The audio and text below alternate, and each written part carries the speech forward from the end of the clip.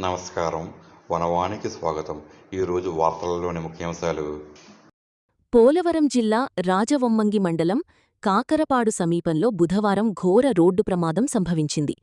Urea బస్తాల లోడుతో వెళుతున్న Eicher van ఎదురుగా వస్తున్న అశోక్ లేలాండ్ వాహనం ముఖాముఖీ ఢీకొనడంతో తీవ్ర విషాదం నెలకొంది. ఈ ప్రమాదంలో అశోక్ లేలాండ్ వాహన డ్రైవర్ కె దొరబాబు అక్కడికక్కడే మృతి చెందాడు. కాగా ప్రమాద తీవ్రతకు వాహనాలు తీవ్రంగా దెబ్బతినగా ప్రమాదంలో మరో ముగ్గురు తీవ్రంగా గాయపడ్డారు. సమాచారం అందుకున్న వెంటనే పోలీసులు సంఘటనా స్థలానికి చేరుకుని సహాయక చర్యలు చేపట్టారు. గాయపడిన వారిని వెంటనే చికిత్స నిమిత్తం నర్సీపట్నం ప్రభుత్వ ఆస్పత్రికి తరలించారు. ఈ ఘటనపై పోలీసులు కేసు నమోదు చేసి ప్రమాదం జరగడానికి గల కారణాలపై దర్యాప్తు జరుపుతున్నారు.